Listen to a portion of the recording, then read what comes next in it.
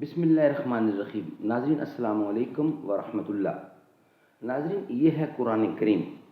ہم روزانہ کی بنیاد پر آپ کے سامنے رکھتے ہیں اس کا ترجمہ، تشریح، تفسیر اور تلاوت کلام پاک، اور روزانہ کی بنیاد پر ایک سورت کا تعارف اور اہمیت اور آغاز کہاں سے ہوتا ہے اس سورت کا، وہ آپ کے سامنے رکھتے ہیں، اس نیت سے، اس بنیاد پہ، اس آس سے، اس امید سے کہ آپ خود بھی سنیں گے اور دوسروں تک پہنچائیں گے۔ ناظرین، اس کتاب کا ٹائٹل ہے توضیح القرآن، یعنی آسان ترجمہ قرآن تشریحات کے ساتھ از مفتی محمد تقی عثمانی۔ نحمده ونصلی علی رسولہ الکریم، بسم اللہ الرحمن الرحیم۔ قال النبی صلی اللہ علیہ وسلم، خیرکم من تعلم القرآن وعلمہ۔ بہترین لوگ وہ ہیں جو خود بھی قرآن پڑھیں، دوسروں کو پڑھائیں، سکھائیں، لکھائیں، سمجھائیں۔ سورت الانفال۔ ناظرین، اس کتاب کا پیج نمبر ہے 347 اور سورت کا نمبر ہے انفال، اور 8 نمبر سورت ہے، اور ہمارا وی لاگ نمبر بھی 8 ہے، اور ناظرین سورت نمبر بھی 8 ہے، اور پیج ہے ہمارا 347۔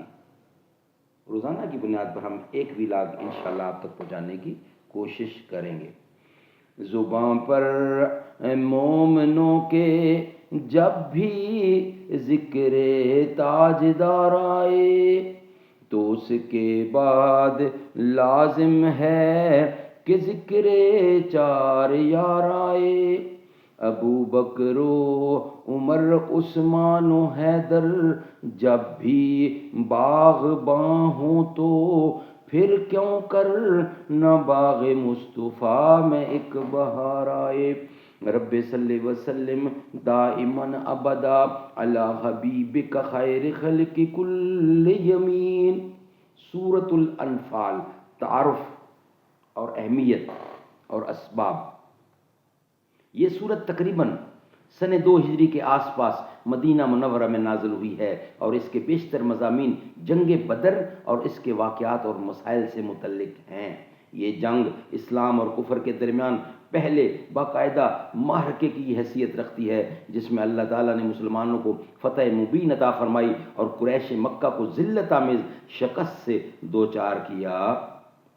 چنانچہ اس صورت میں اللہ تعالیٰ نے اپنے انعامات بھی یاد دلائے ہیں، اور مسلمانوں نے جس جاں نثاری کے ساتھ یہ جنگ لڑی، اس کی ہمت افزائی کے ساتھ بعض ان کمزوریوں کی بھی نشاندہی فرمائی ہے جو اس جنگ میں سامنے آئیں، اور آئندہ کے لیے وہ ہدایت بھی دی گئی ہیں، وہ ہدایات بھی دی گئی ہیں جو ہمیشہ مسلمانوں کی کامیابی اور فتح و نصرت کا سبب بن سکتی ہیں۔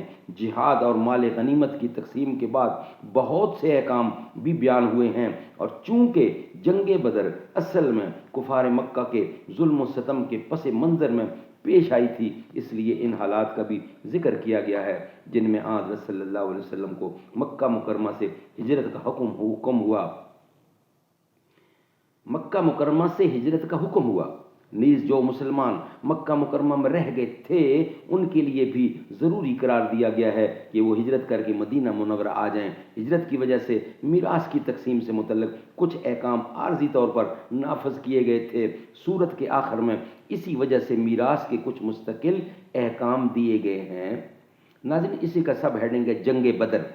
چونکہ اس سورت کے بہت سے مضامین جنگ بدر کے مختلف واقعات سے متعلق ہیں، اس لیے ان کو ٹھیک سمجھنے کے لیے اس جنگ کے بارے میں کچھ بنیادی معلومات یہاں پیش کرنا ضروری معلوم ہوتا ہے، تاکہ اس متعلق آیات کو ان کے صحیح پس منظر میں سمجھا جا سکے۔ مکہ مکرمہ میں حضرت صلی اللہ علیہ وسلم نبوت کے بعد 13 سال مقیم رہے۔ اس دوران مکہ مکرمہ کی کفار نے آپ اور آپ کے جانثار صحابہ رضی اللہ عنہم کو طرح طرح سے ستانے اور ناقابل برداشت تکلیفیں پہنچانے میں کوئی کسر نہیں چھوڑی، یہاں تک کہ ہجرت سے پہلے آپ کو قتل کرنے کا باقاعدہ منصوبہ بنایا گیا تھا، جس کا ذکر اسی صورت میں آنے والا ہے۔ جب حضرت صلی اللہ علیہ وسلم ہجرت کر کے مدینہ منورہ تشریف لے آئے تو کفار مکہ مسلسل اس فکر میں رہے کہ آپ کو وہاں بھی چین سے نہ بیٹھنے دیا جائے۔ انہوں نے عبداللہ بن ابی کو مدینہ منورہ میں خط لکھا کہ تم لوگوں نے محمد صلی اللہ علیہ وسلم اور ان کے ساتھیوں کو پناہ دی ہے، اب یا تو تم انہیں پناہ دینے سے ہاتھ اٹھا لو ورنہ ہم تم پر حملہ کریں گے۔ دیکھیے سن ابو داؤد کتاب الخراج باب نمبر 23 حدیث نمبر 3004 یہ حوالہ دیا گیا ہے۔ انصار میں سے اوس کے قبیلے کے سردار حضرت سعد بن معاذ ایک مرتبہ مکہ مکرمہ گئے تو عین طواف کے دوران ابو جہل نے ان سے کہا کہ تم نے ہمارے دشمنوں کو پناہ دے رکھی ہے، اور اگر تم ہمارے ایک سردار کی پناہ میں نہ ہوتے تو زندہ واپس نہیں جا سکتے تھے، جس کا مطلب یہ تھا کہ آئندہ اگر مدینہ منورہ کا کوئی آدمی مکہ مکرمہ آئے گا تو اسے قتل کر دیا جائے گا۔ حضرت سعد بن معاذ رضی اللہ عنہ نے اس کے جواب میں ابو جہل سے کہہ دیا کہ اگر تم ہمارے آدمیوں کو مکہ مکرمہ آنے سے روکو گے تو ہم تمہارے لیے اس سے بھی بڑی رکاوٹ کھڑی کر دیں گے، یعنی تم تجارتی قافلہ لے کر جب شام جاتے ہو تو تمہارا راستہ مدینہ کے قریب سے گزرتا ہے، اب ہم تمہارے قافلوں کو روکنے اور ان پر حملہ کرنے میں آزاد ہوں گے۔ دیکھیے صفحہ بخاری کتاب المغازی باب نمبر 2 حدیث نمبر 3950۔ اس کے بعد کفار مکہ کے کچھ دستے مدینہ منورہ کے پاس آئے اور مسلمانوں کے مویشی لوٹ کر لے گئے۔ حالات کے اس پس منظر میں ابو سفیان جو اس وقت کفار مکہ کا سردار تھا ایک بڑا بھاری تجارتی قافلہ لے کر شام گیا۔ اس قافلے میں مکہ مکرمہ کے ہر مرد و عورت نے سونا چاندی جمع کر کے تجارت میں شرکت کی غرض سے بھیجا تھا۔ یہ قافلہ شام سے 100% نفع کما کر واپس آ رہا تھا۔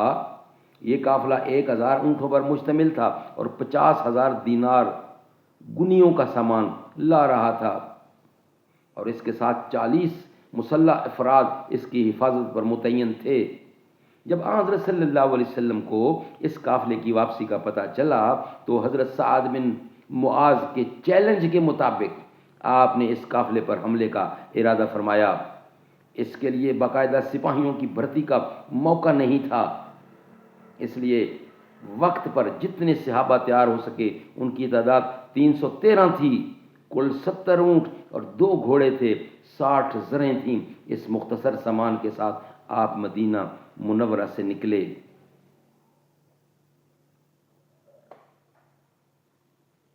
یہاں یہ بات قابل ذکر ہے کہ بعض غیر مسلم مصنفین نے اس واقعے پر یہ اعتراض کیا ہے کہ ایک پرامن تجارتی قافلے پر حملہ کرنے کا کوئی جواز نہیں تھا۔ ہمارے زمانے کے بعض مسلمان مصنفین نے اس اعتراض سے مروب ہو کر یہ دعویٰ کرنے کی کوشش کی ہے کہ حضرت صلی اللہ علیہ وسلم کا ارادہ قافلے پر حملے کا نہیں تھا، بلکہ ابو سفیان نے اپنے طور پر خطرہ محسوس کر کے ابو جہل کے لشکر کو دعوت دی تھی۔ لیکن واقعے کی یہ تشریح صحیح حدیث اور قرآنی اشارات کی روشنی میں درست نہیں ہے۔ در حقیقت یہ اعتراض اس وقت کے حالات اور اس دور کے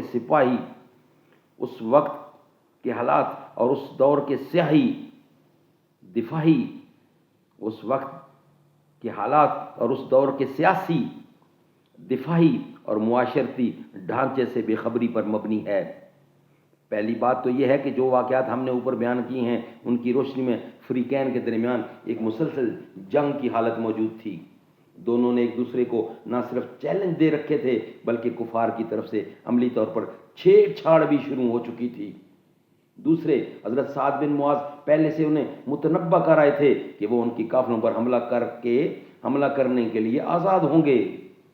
تیسرے، اس دور میں شہری اور فوجی افراد کی کوئی تفریق نہیں ہوتی تھی۔ کسی معاشرے کے تمام بالغ مرد مقاتلہ یعنی لڑنے والے کہلاتے تھے، چنانچہ قافلے کی سرکردگی ابو سفیان کے ہاتھ میں تھی، جو اس وقت حضرت صلی اللہ علیہ وسلم کا کھلا دشمن تھا، اور اس کے ساتھ 40 مسلح افراد میں سے ہر ایک قریش کے ان لوگوں میں سے تھا جو مسلمانوں کو ستانے میں پیش رہے تھے اور مسلمانوں کے خلاف جنگ کی تیاری کر رہے تھے، اور یہ قافلہ بھی اگر کامیابی سے مکہ مکرمہ پہنچ جاتا تو قریش کی جنگی طاقت میں بڑے اضافے کا سبب بنتا۔ ان حالات میں اس کو ایک پرامن تجارتی قافلے پر حملہ قرار دینا اس وقت کے حالات سے ناواقفیت یا محض عناد کا کرشمہ ہے، اور اس کی وجہ سے ان واقعات کا انکار کرنا کسی طرح درست نہیں ہے جو صحیح حدیث سے ثابت ہیں۔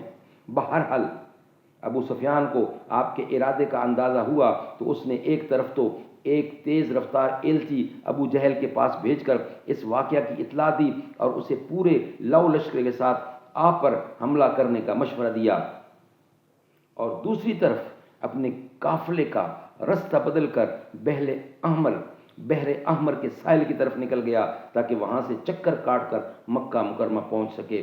ابو جہل نے اس موقع کو غنیمت سمجھ کر ایک بڑا لشکر تیار کیا اور لوہے میں غرق ہو کر مدینہ منورہ کی طرف روانہ ہو گیا۔ حضرت صلی اللہ علیہ وسلم کو جب پتہ چلا کہ ابو سفیان تو قافلہ لے کر نکل چکا ہے اور ابو جہل کا لشکر آ رہا ہے، تو آپ نے صحابہ کرام سے مشورہ کیا۔ سب نے یہی رائے دی کہ ابو جہل سے ایک فیصلہ کن معرکہ ہو جانا چاہیے۔ چنانچہ بدر کے مقام پر دونوں لشکروں کا مقابلہ ہوا۔ مسلمانوں کی تعداد اور ساز و سامان ابو جہل کے لشکر کے مقابلے میں کوئی حیثیت نہیں رکھتا تھا، لیکن اللہ تعالیٰ کے فضل و کرم سے مسلمانوں کو شاندار فتح حاصل ہوئی۔ ابو جہل سمیت قریش کے 70 سردار جو مسلمانوں کی دشمنی میں پیش تھے مارے گئے، اور دوسرے 70 افراد گرفتار ہوئے اور باقی لوگ میدان سے بھاگ کھڑے ہوئے۔ ناظرین، سورت کا مختصر سا تعارف کروائیں گے ہم۔ ناظرین، قال الملا یہ نواں پارہ ہے، یعنی 9، پارہ نمبر 9، پیج نمبر 350، الانفال سورت نمبر 8۔ ناظرین، یہ سورت مدنی ہے اور اس میں 75 آیتیں ہیں اور 10 رکوع ہیں۔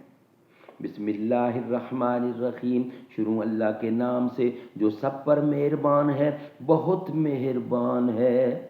یسألونک عن الانفال قل الانفال للہ الرسول فاتقوا اللہ وَأَصْلِحُوا ذَاتَ بَيْنَكُمْ وَأَطِیعُوا اللَّهَ وَرَسُولَهُ إِن كُنتُم مُّؤْمِنِینَ۔